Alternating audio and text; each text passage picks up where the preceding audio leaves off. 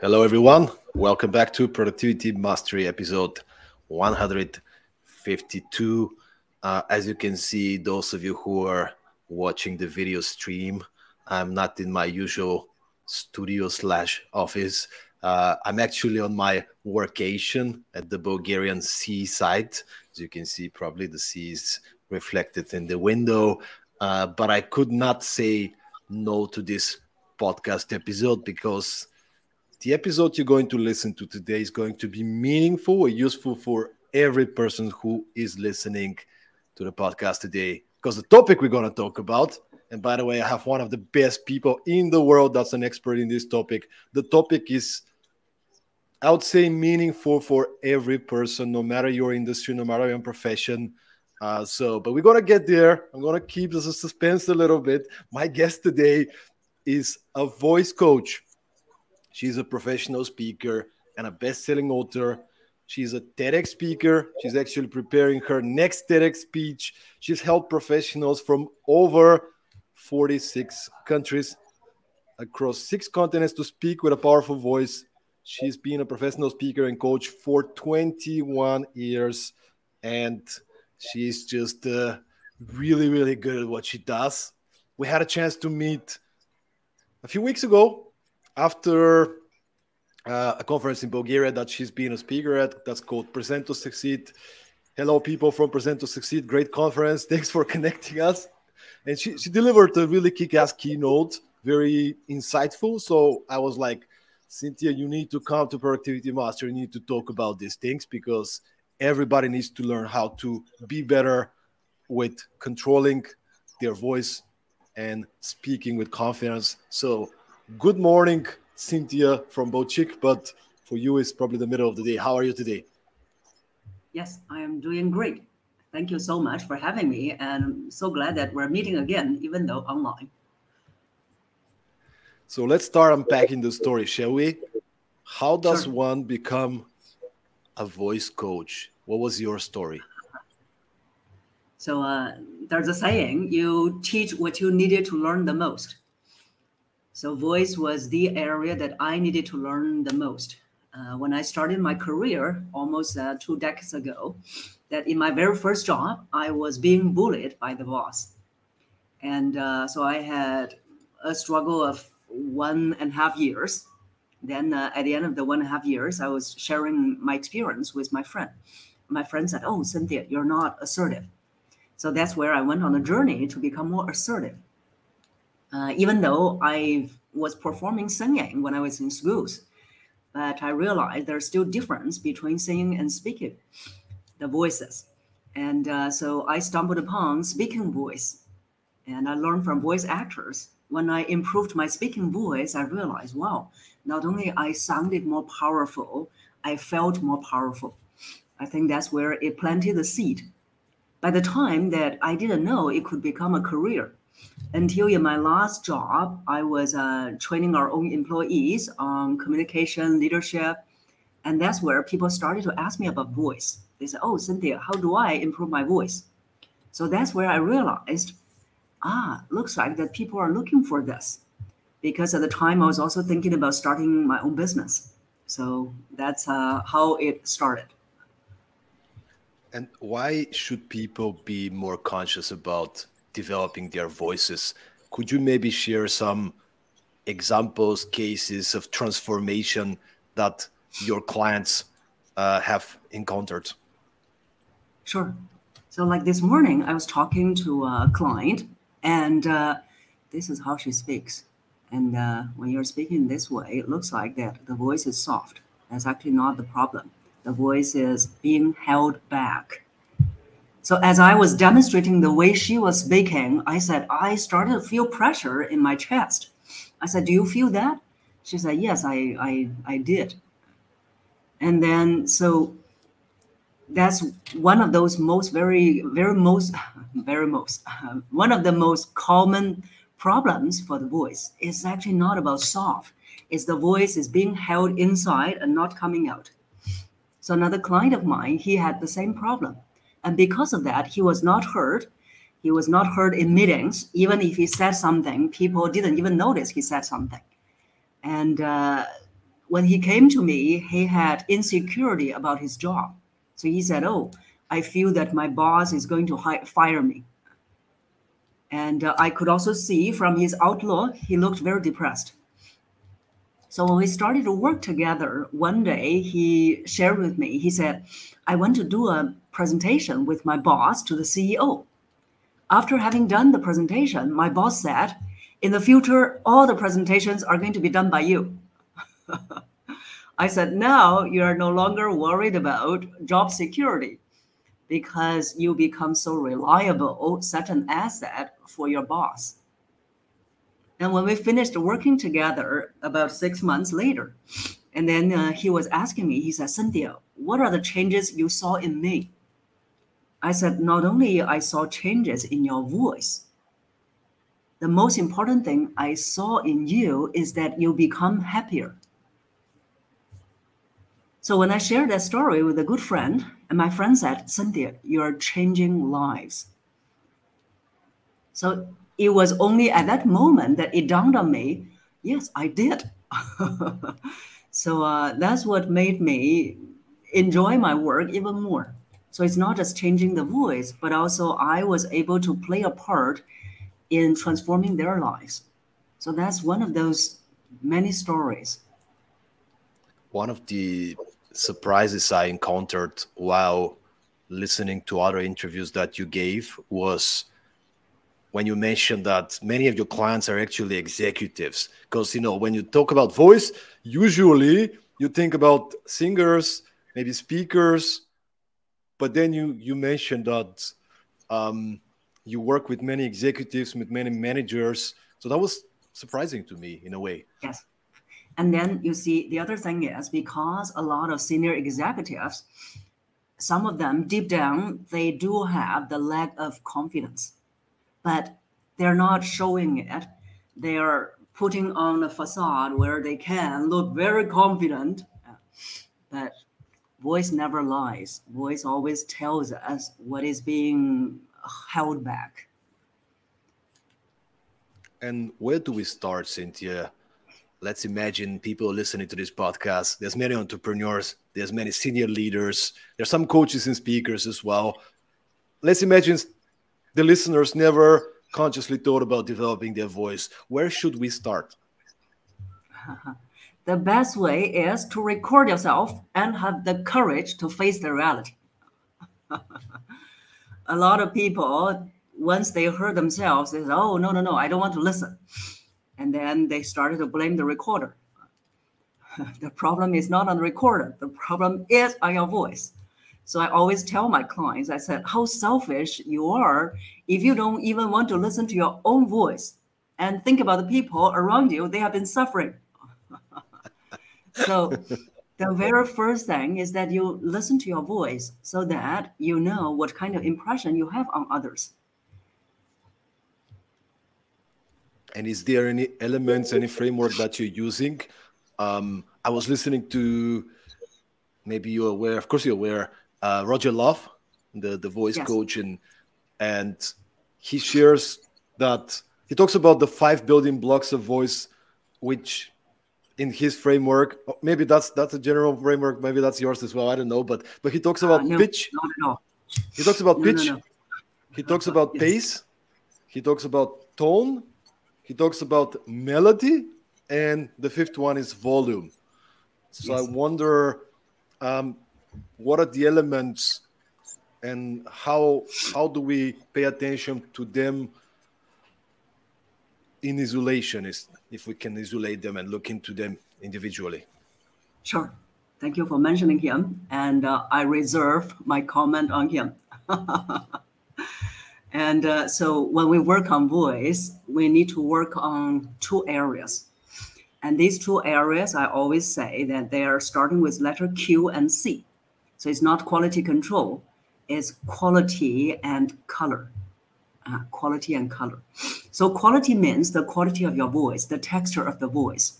Most people thought that, oh, the voice I was born with, it cannot be changed. That's not true. So the voice you were born with can be changed. Everyone can, every man can have a voice that has the quality of Morgan Freeman's voice. So that's one of the most wanted voices that in my clients, male clients, when they came to me for. They said, okay, I want to sound like Morgan Freeman, Cynthia. I said, what do you like about his voice?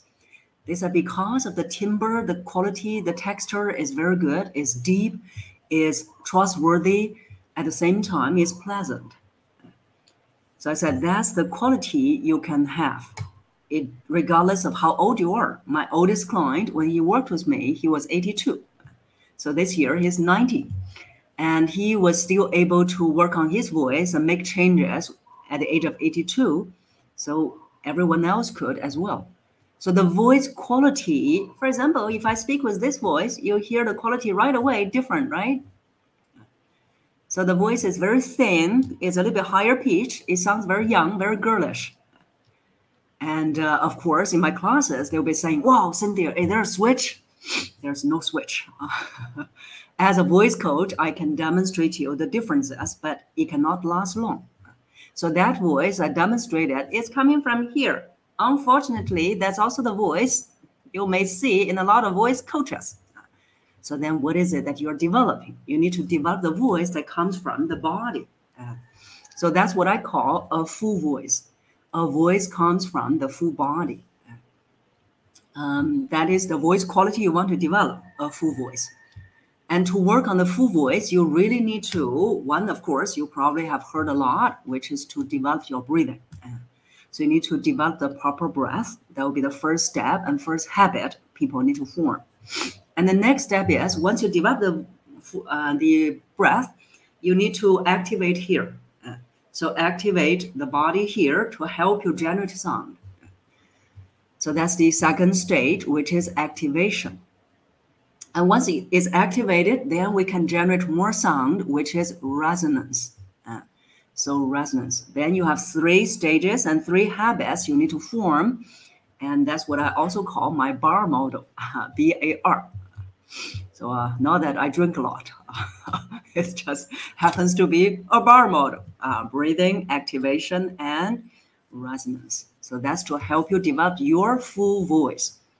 When the voice is full, it projects more gravitas, more leadership presence, more charisma, and more credibility.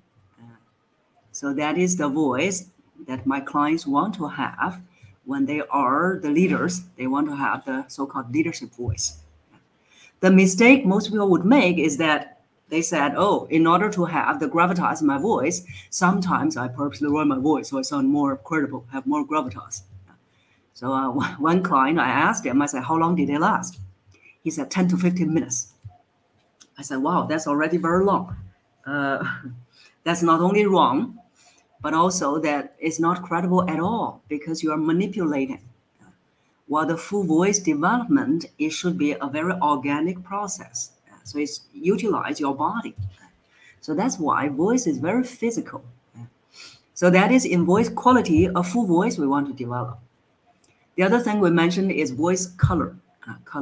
Color is the area where we work on the emotion, the expressiveness in your voice. Because a lot of my clients, they came to me, they said, oh, Cynthia, I speak with a monotone. In order to have a voice that has up and downs, have rhythm, I change my pitch, pace, volume, so I sound more rhythmic. And then some clients said, only to find out that I sound weird. I said, if you feel you sound weird, the audience will feel you're weird. Because if you're only working on the techniques, people can feel it. It's not coming from the heart. So it should be inside out. If I'm saying this is very important, I'm only working on the techniques. I'm using a stronger volume. How does it come across to you? It sounds very performing. It sounds inauthentic. That's not how we're going to sound. So instead, you want to work on the expressiveness in your voice. And the expressiveness requires you to express different emotions. Emotions are like colors, right? We say blue. This person is blue, means sad. This person is red. It can be anger. This person is green, is greed or jealous, right? So we use colors to describe emotions. And even for the same color, we have different shades, 52 shades of gray. So we have different shades, like, for example, anger. Red, we have bright red, dark red, different shades of red. So they represent different shades or different degree of anger. The light degree of anger could be irritation, right? So irritation is anger. It's just a lower degree. And the higher degree of anger would be rage, right? So that's why we use color to describe emotions. So that's the voice color you need to work on, the expressiveness.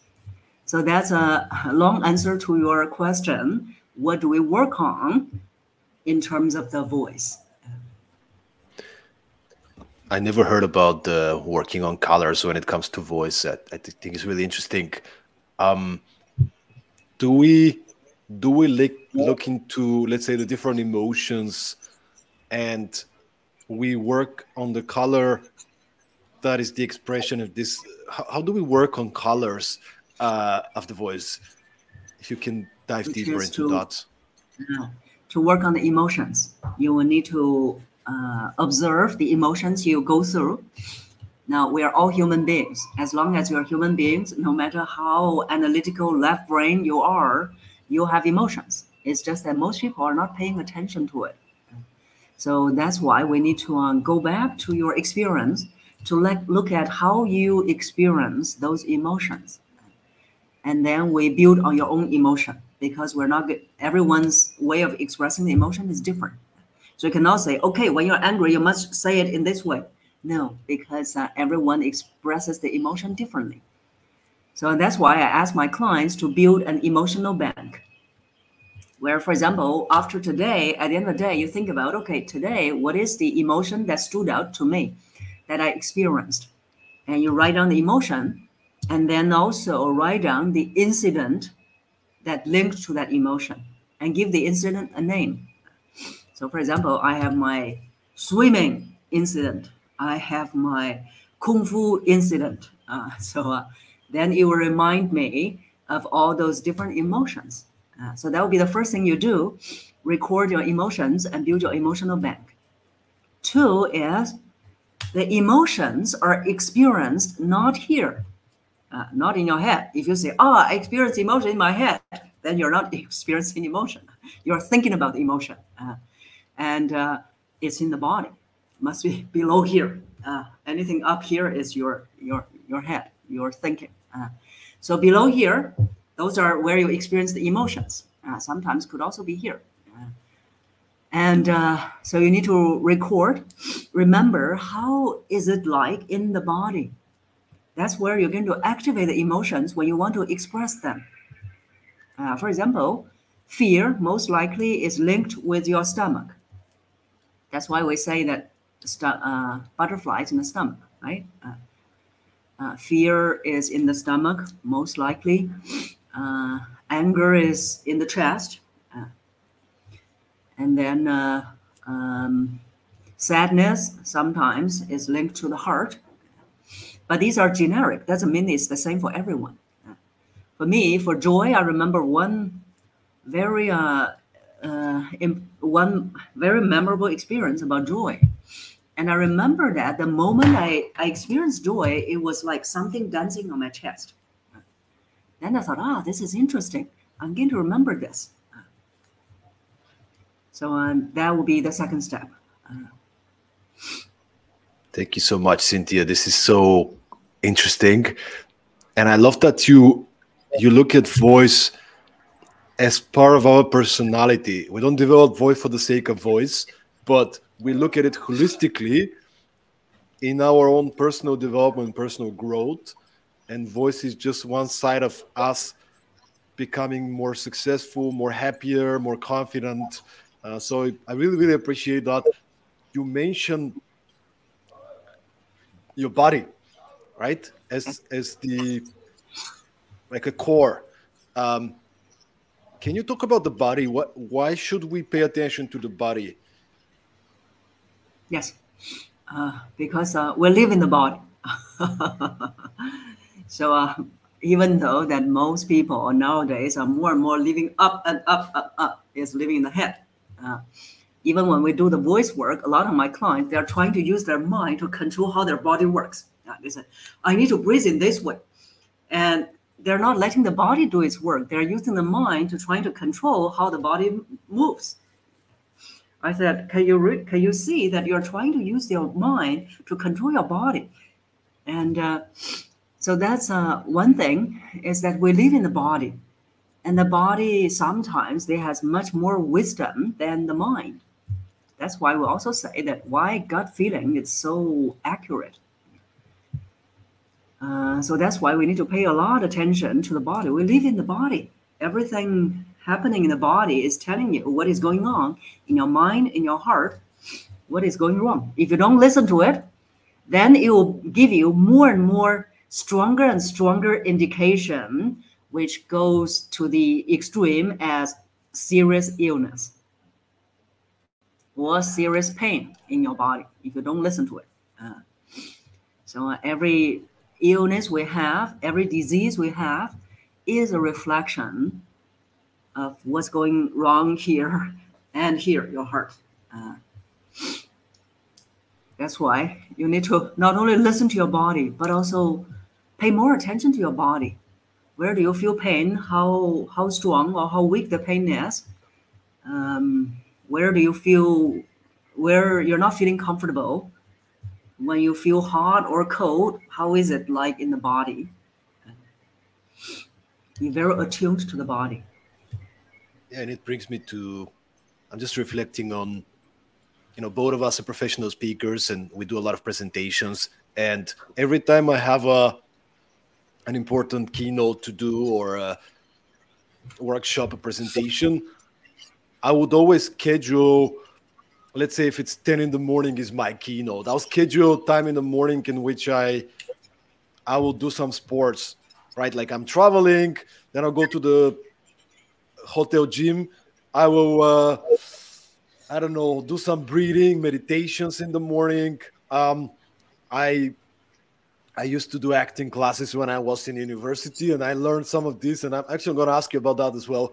I learned this mouth-warming exercises, right? Like when you do some, 5-10 minutes of warming up your mouth and your tongue and all these kind of things. So I'll do these kind of things in the morning, but they all, Yes.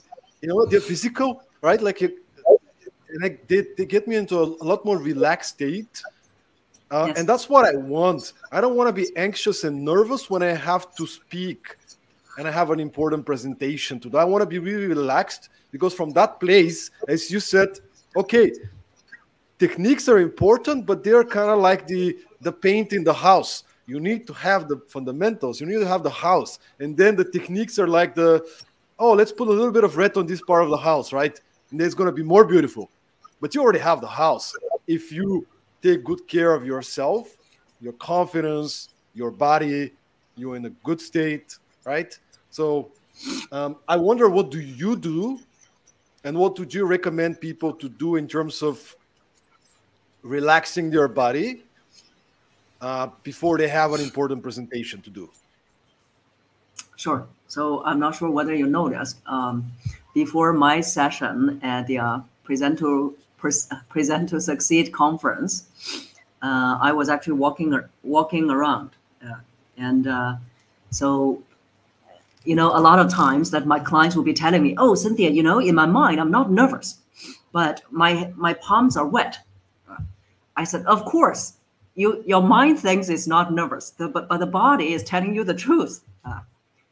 So when John was speaking, the speaker before me, when John was speaking, very funny.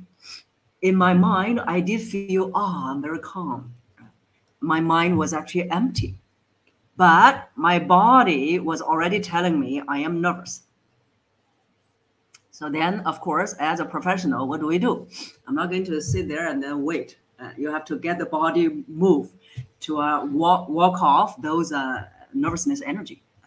So what I did was actually I took off my shoes with a little bit heels. So I took off the shoes and I was walking behind the audience. and just slowly walk off the nervousness, and of course with proper breathing. But because proper breathing is a habit for me, so that's not something that I need to worry about. But I was walking slowly and make sure that I was standing behind the audience. And then about 10 minutes before my session, so I slowly walk from the side to the stage. Even there, I was standing. So I wasn't sitting. I was standing and then also still shoes off to make sure that I'm still managing the energy, managing the nervousness energy. That's what I did. And also the other thing is, because when people are nervous, a lot of times they may have articulation issues. They may start to mumble. So one thing that you can do is to move your articulators. If you have the tendency to often slur on words when you're nervous, then you want to move your articulators to make sure that you don't have that problem when you're nervous. Especially the very first few sentences of your speech, you want to be very familiar. So some exercises you can do is just open up your mouth, like make the ah sound, and then stretch it, and then forward. So it's like e, u, ah. So that's what I did, which is walk off the energy, make sure I stood. The other thing was that I was in my mind, I was reciting my opening. So my opening 3 lines, so that even though it has never happened, but when you're nervous, you started to wonder if you will remember what you're going to say. So that's what I did. In my mind, I was thinking, okay, this is my opening. Make sure that I'm just going to say it. So that was what I did before that speech. And then, of course, when I stood on the stage. Just to say to everybody listening, she rocked the stage. I saw the presentation. She went there. She owned the stage. And I even mentioned to you afterwards, hey, Cynthia, you owned the stage. You were so confident. Everybody was listening. People were not looking at their phones. So apparently it worked. Yes. So that's why you see that beforehand, whatever happened, people do not know. But those small things that I did made sure that when I did stand on the stage, that everything is just flowing.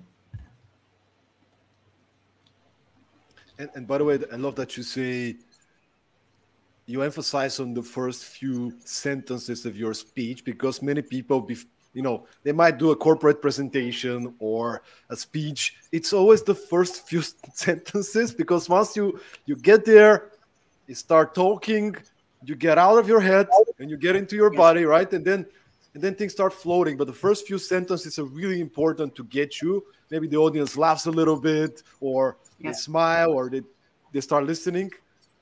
And then if you remember, in my opening was actually something that was spontaneous, because I commented something that John said about banana. So my original opening was later, but because John just finished and the banana thing was so funny, so I had to mention. Actually, in my mind, what I was thinking about, okay, I'm going to say the banana. That was my opening, which is good because there's a technique, if you know, on humor, it's about callback, right? So you call back about what the other speaker said and add on and relate to what you're going to say. So that was actually what I was reciting in my mind, was about banana. I need to make a comment about a banana, man. Love it. Cynthia, tell me about. Do you have any? And you've been doing that now for 20, 25 years, obviously. But would you recommend? And maybe do you personally have any daily voice building routines? Like, do you do something in the morning with your voice, like, I don't know, singing in the bathroom or something else, breathing as you said you do? What do you do? What would you recommend? Simple tools for people who want to improve their voice. So people would be surprised that I do nothing. I seriously do nothing. because everything I've been practicing, they are a habit. So once it becomes a habit, you don't need to do it anymore. But of course, the other thing I've realized comparing to some clients, and is that what I notice when they're not sleeping well, and when the night before their session, they came to me and they're not sleeping well, and I realized that there are something about their voice is not right. So then I would say that always have enough sleep, because when you're not sleeping well, then it shows up in your voice. So that's one. Actually, the most important thing is the other thing about the reason that why I don't do anything is because that you have to take care of your body. So I think it looks like maybe in terms of specific exercises, I don't do anything to warm up or to wake up, but I'm taking care of my body most of the times. So I make sure that I have enough water, I have enough sleep, I eat well, I don't overeat. Occasionally drink a little bit more, but that's not required. So yeah, that's what's more important, is take care of your body. Mm-hmm. And would you, anyway, for those who are starting, recommend some of those techniques, or you think that they don't need to do it? Like, for example, again, I'm coming from beginners. I attended this beginners, exactly. I attended this kind of a. I mean, you've been doing it for 25 years. You've spoken to, I don't know, 30 plus countries, maybe 40. I don't know. You've been on stages. You know how to control your voice. But would you recommend something for, Yes. and what would that be? Like just very practical Sure. tools for beginners. Yes. Yeah. So if you're not forming habits of anything we're talked about, like the habit of proper breathing, the habit of using here as a sounding board to speak, um, the habit of expressing your emotions. So if you don't have any of those and you're just starting out, then in the morning you can, and also before any presentation when you're nervous, you can do these exercises to help you warm up. One, of course, we mentioned is the 3 sounds to warm up your articulators. Yeah. So that's E, U, R. Make sure here is very flexible. The second one is you can also do lip fluttering. Lip fluttering, F-L-U-T-T-E-R. It's like this. We take a breath in, and then we do. Okay, yes. You see, kids, they can do it because it's very relaxing. It relaxes the muscle. And also, it lets your breath come out. A lot of times when people are nervous is that they're holding the breath. So we have to let the breath come out. This is letting the breath come out. And if you want to open up your voice range, if your voice range is limited, especially when you just wake up, you can do a gliding up and gliding down as well, like this. So that's yes, yes. This is also like the motor engine, right? It does And feel then good, if I you gotta say. yes, if you couldn't do that, some clients they really couldn't do that, and then you can do a humming, hum from do to do. So it's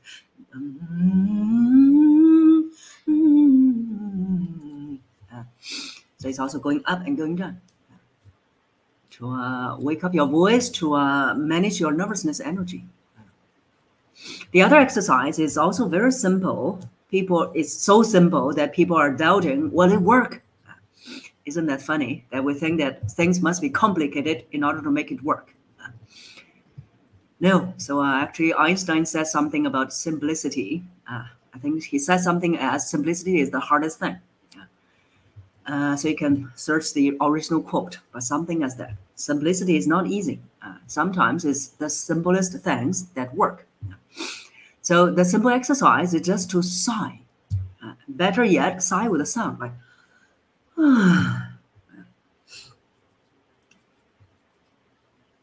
So when we are nervous, it's a lot of energy being held inside. So what you can do is to sigh out the energy, and also sigh out the tension. So that's a few exercises for people to do. You see, they're very quick, very simple to do to manage the nervousness or wake up the voice. Thank you so much, Cynthia. I think this is super practical, super useful. Thanks for sharing. I'm sure it's going to help a lot of people before an important presentation. I mean, everybody who's in business, even if you're not in business, right, you need to do a speech on a wedding or anywhere else. And this nervousness can be a big blocker. What other advice would you give? And we are going beyond voice here, right? We're going in terms of presentation. What would be some other advice in terms of getting rid of the nervousness of doing a presentation? The most important thing is to know that the presentation is never about you. It's never. I also, you see, occasionally I will also get nervous. And some nervousness are normal, like the one I just shared. That was just very interesting. That's just physiological reaction. I wasn't even thinking about, oh, how would I look in my audience eyes? It was just a physical reaction. But there are times when I did notice I started to get nervous was because now I'm too concerned about myself. So then quickly I'll shift my attention on me to the audience. So that's one of the most important things. People get nervous is because, oh, how will they think of me? How will they judge me? Will they think that I know enough? Or do I know enough? Will I convince them? Or will I forget what I'm going to say? If I said something, will they laugh? So these are all the things that either you focus too much on yourself or things that you cannot control. You cannot control whether they laugh. So that's why that we need to shift the attention from ourselves to the others. So instead, I have a few questions for my clients to ask, more constructive questions. Like you can ask, what is the message that they're going to take away with? So do you know clearly that the message they're going to take away with? If not, you better work on that. You better spend your energy and time to work on your message instead of hoping, oh, hope I'll do something, present something, they'll get my message. Good luck. So you must be very clear. Instead of getting nervous, spend your energy on getting your message clear. So that's one thing. The other one is, how do I want them to feel? How do I want them to feel? And that you also need to make sure it's in your presentation. In your presentation, you must make sure that you are leading them to feel that way. And then what action do I want them to take? So these are the three questions you need to think about. What is my message? How do I want them to feel? What action do I want them to take? They must be very clearly structured in your presentation.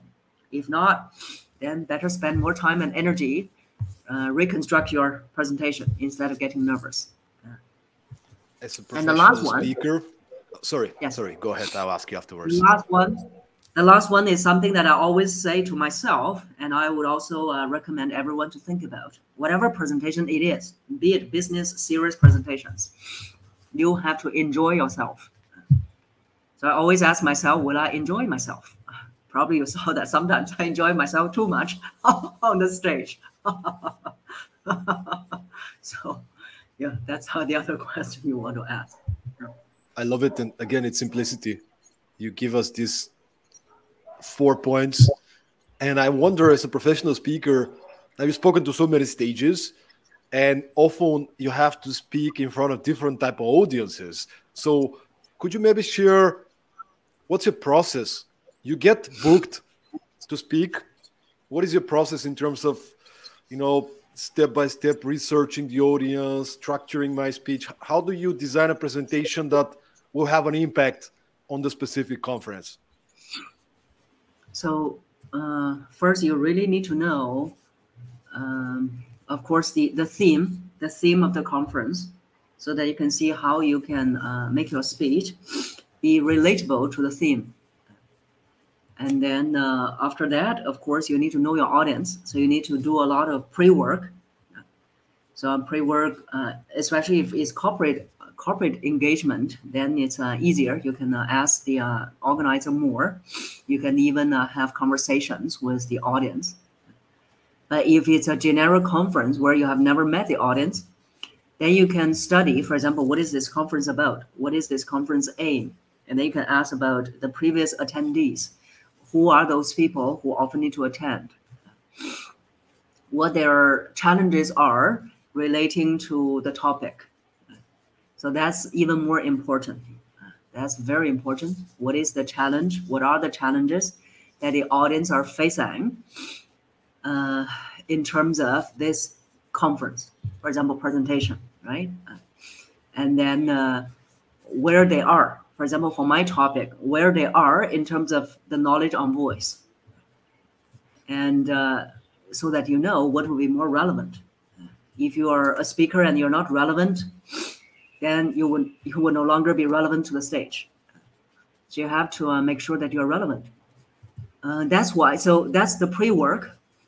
And then after that, it's also very important if you need to be in the conference early. So even though there are speakers, I know that they probably only arrive before their speech. But for me, it's important that I need to be there early. I need to observe the audience. I need to observe how they are responding to the other speakers. What is their receptivity? What is their level? What are the things they are laughing about? So that you know whether your humor will be relevant as well. Otherwise, you say something and no one laughs. So those are all the things that you need to do. So observing the audience throughout the conference, even talk to them. And then especially if it's your topic and you want to, during the break, you talk to them, oh, what is your expectation? So if they say, oh, I don't have any expectations. Then most of the times you know that they're probably new. So those are all the pre-work that you need to do. In terms of prepare the presentation, so for me, the day I receive the notification that I'm going to speak at this conference or this engagement, that's where I start to prepare already. You'll never see me sit there and write something. No, most of the times I'm preparing, I'm thinking in my head. If I'm seeing something, I say, oh, okay, maybe I'll put that in the speech.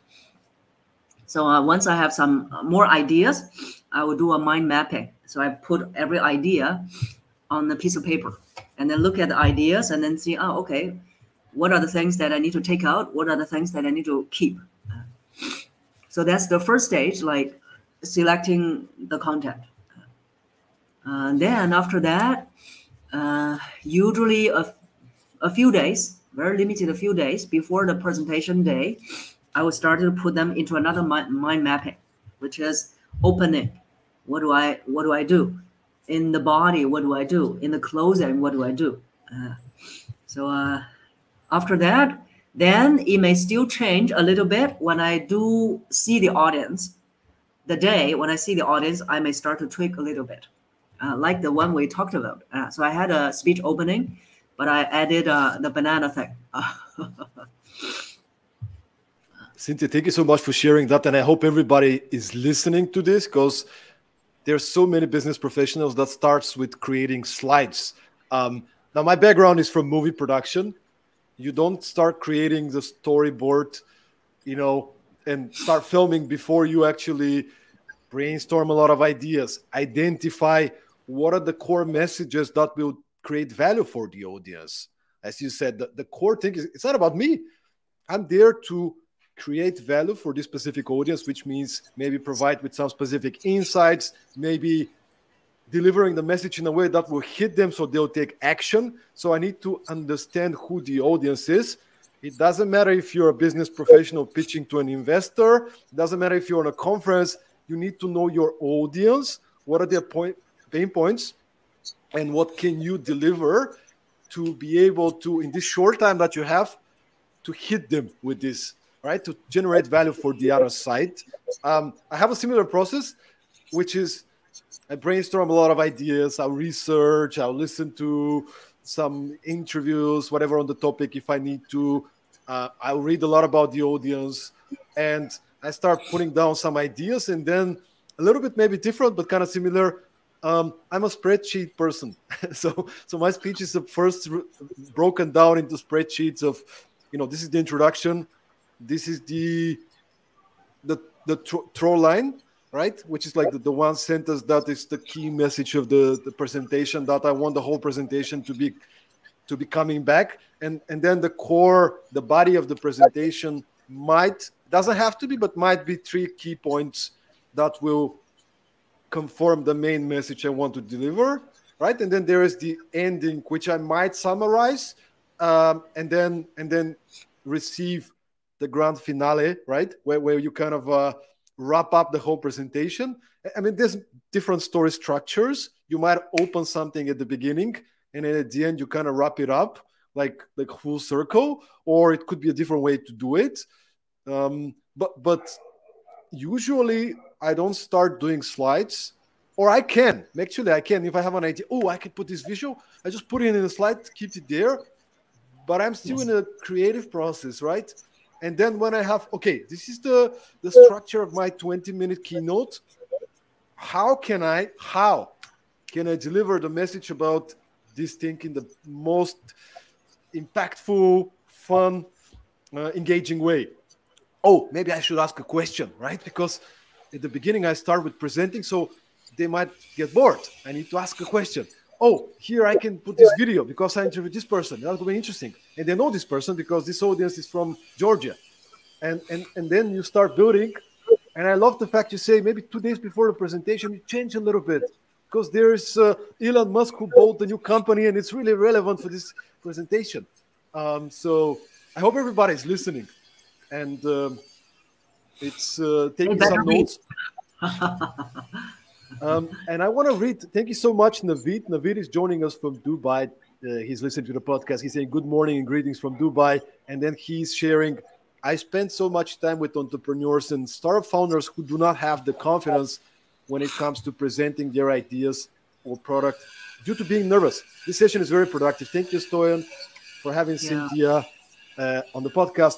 And I wonder if you also work with entrepreneurs and startup founders. Yes. What are some of the main, I would say, mistakes that startup founders do when it comes to pitching to investors, and what would be your advice to them? Yeah. So I trained a lot of Silicon Valley startups. It's sad to see sometimes they have such great ideas and products and services, but the way they present doesn't show that. So almost every startup company, they had a story behind their product, but the story was never really shared in a very impactful way. So some of the mistakes that they made, one is they are being too technical. If you're asking for money, it's not going to just be technical. So you want to remember that logic makes people think. Emotion makes people act. So if you want their money, you have to show that the emotion of the story. So a lot of startups because they had someone in their family had some experience, and then they realize they need to invent something. So you have to share those stories with emotions. So that's the voice color we're talking about. So you have to have the emotion, have to feel it, have to relive the experience sometimes. And so that's one, is being too technical. Two, of course, is a lack of emotion or lack of passion in their presentation. So now that all the startup owners, that they are passionate about what they're doing, but they're not presenting in a way that shows the passion. So sometimes I say that, for example, Martin Luther King, his speech is an impromptu speech. So he had script in the beginning, but then he sensed the audience differently. He decided to throw away the script and just gave a speech on the spot. So he was speaking with passion, emotion. He didn't say, I have a dream that one day, blah, blah, blah, I have a dream. No, fight with me for the dream. he can say to everyone, I'm very passionate about my dream. It just doesn't show in my voice. Good luck. So you have to use your voice to show the passion, show the emotion. Otherwise, you can say to people, I'm very passionate, but it just doesn't show in my voice. It's not convincing. So you have to use your voice to express the emotion, express the passion. So that's two of the biggest mistakes. So would you say, let's say they prepared their presentation, their pitch with all the facts and numbers. Would you say they should maybe go and do another round and say, well, what kind of emotion do I want to create in the person that's listening to me? Should I include maybe additionally a story or an example or a little bit about how I feel so I can make them feel? What are some of those things that they should add? Because I also work with a lot of startup founders. Many of them are amazing, smart people. Some of them very technical people, right? They're building products. They're coders. They understand technology, not necessarily so good in storytelling and creating emotions. So they don't have to create stories. They must have had the story already, because how did you come out about this idea? How did you come out about this product? Because from all these different entrepreneurs that I have talked to, there was a story behind. You can just tell the story. So say that, what is it that made you create this product? And when you share that story, there will be emotions. So for example, I forgot what was the product that one guy created. He was asking for investment, going around for 3 years, nothing. Then when he presented me, I said, of course, because the way you're doing is so technical and the story you have is so meaningful. Because I think it was his grandma. It was his grandma getting old, and there was a lot of problems when she was trying to get healed at home. So I think it was not easy to move.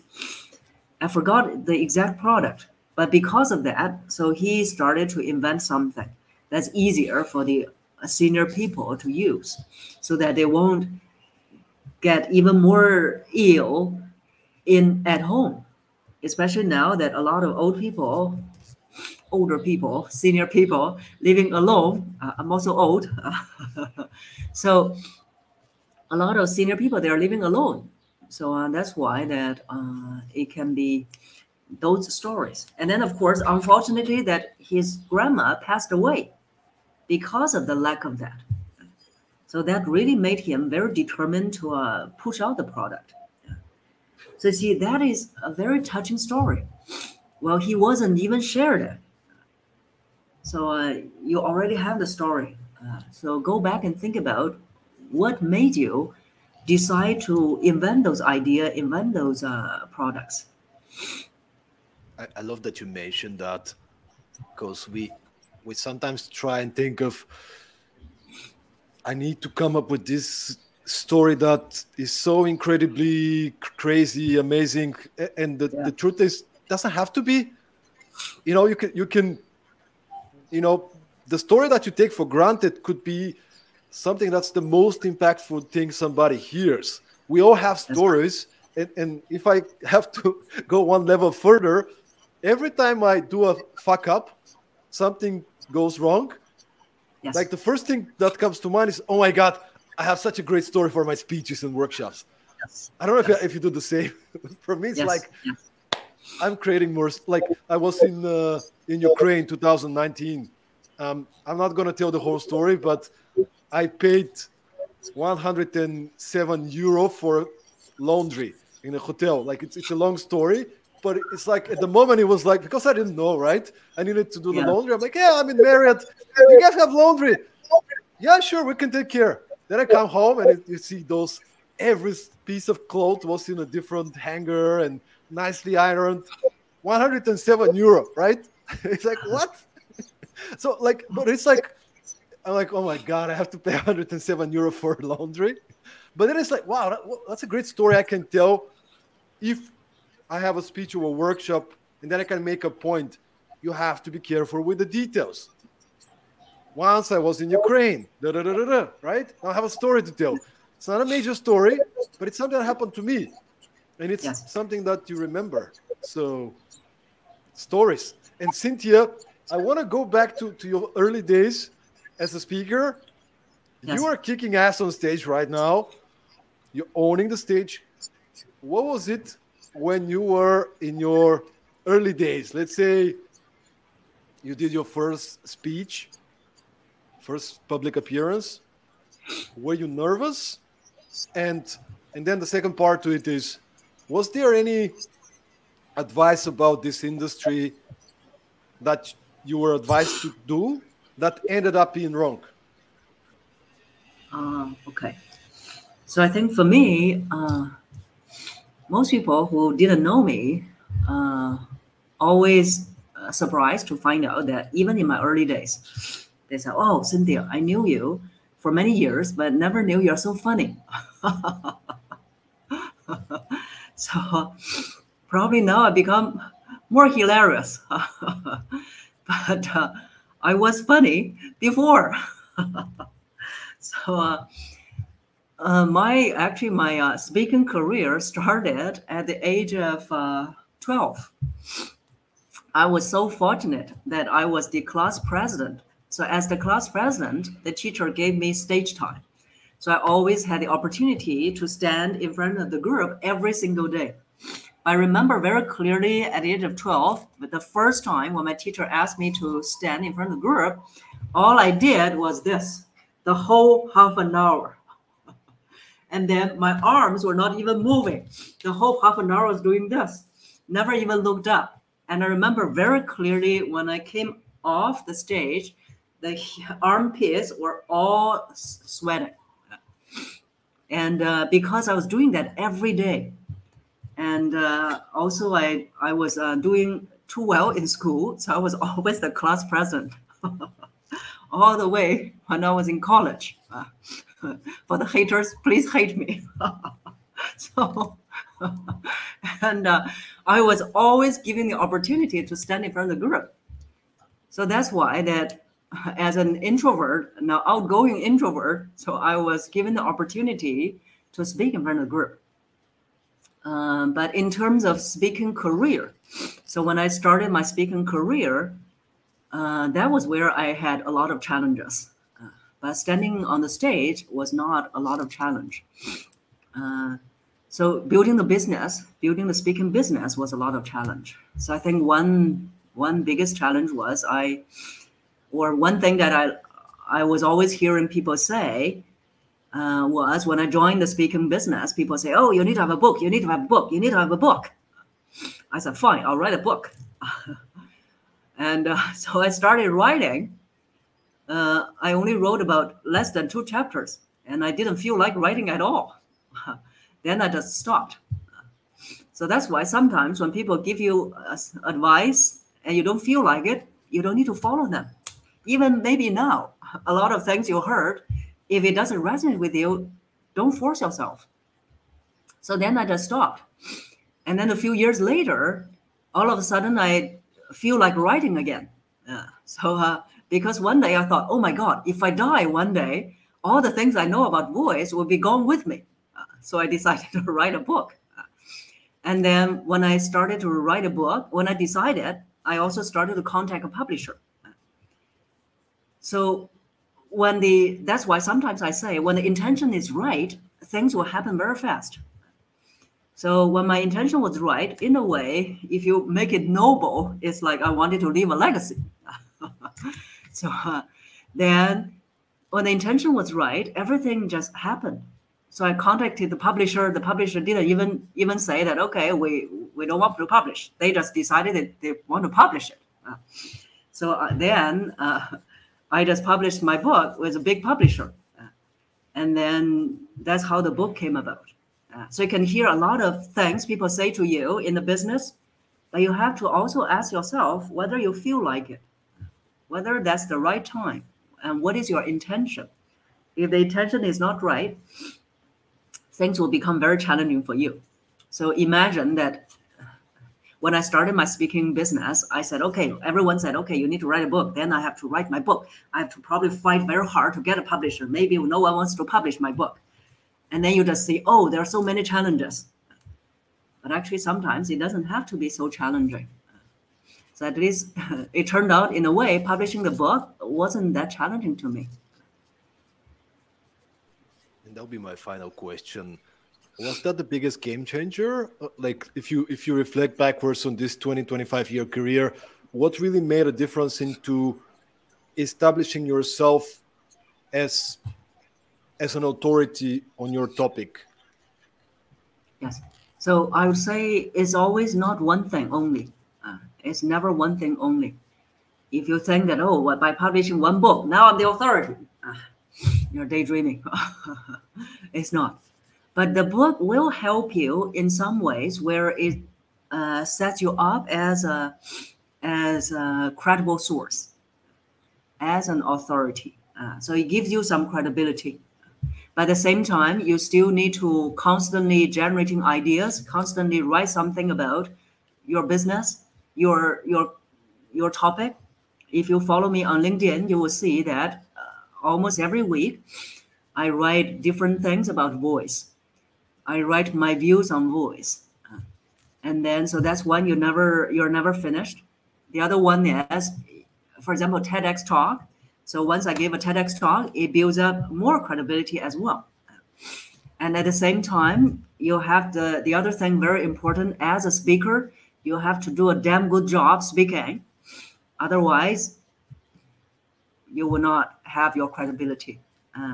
So there are a lot of things happening. You have to keep on building. And even now. I love that you say that. And as you said, just to reflect on your words, keep on building. And no matter how much advice you get, you always have to listen to yourself and ask yourself, is that natural for my personality, for the way I do things? Or is there any kind of a resistance? I'm just trying to follow somebody's advice, but it doesn't really feel right, right? Yes. Focus on your strengths and do things your way. That was also the advice I received from the founder of Reebok, the sneakers company. You know, he looked at me and listened to me.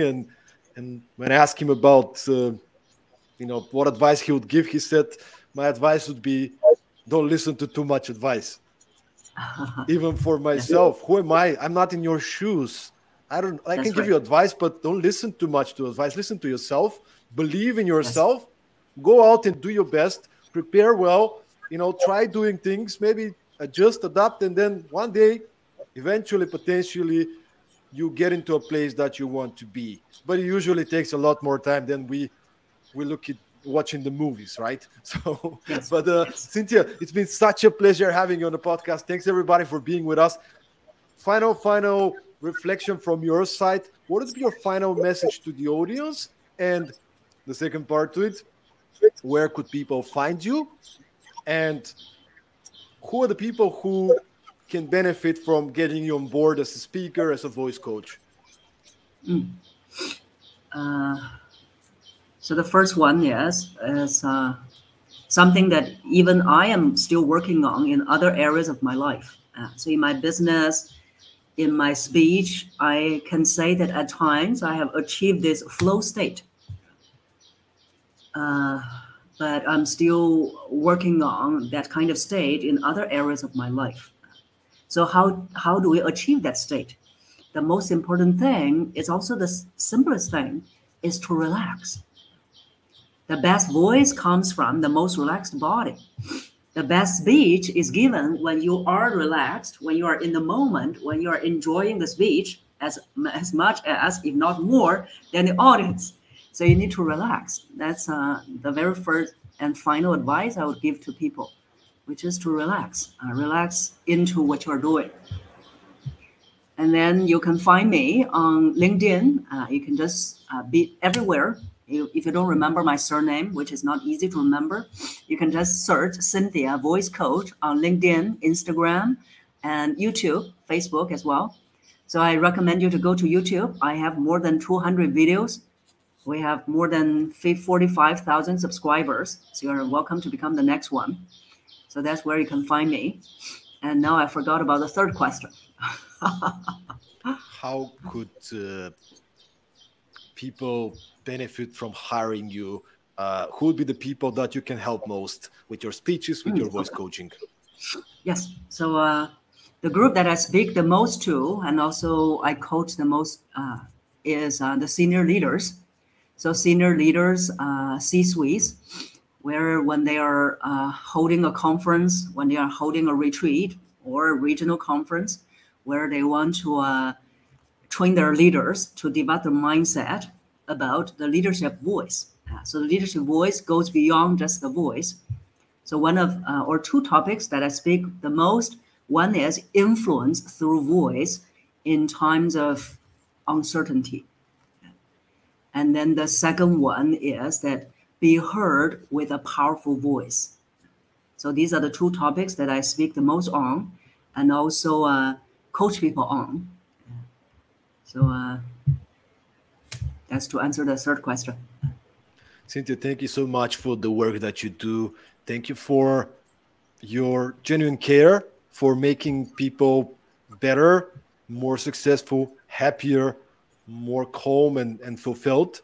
I really feel your care, and not to mention the level of professionalism. And I want to talk to you for 7 hours and ask you a lot more questions, but I think we should wrap it up here now and continue with the day. Thank you so much for being with us and sharing so much valuable advice. Thanks everybody for listening. If you enjoyed this episode, make sure to follow Cynthia, voice coach Cynthia. Find her on YouTube, find her everywhere.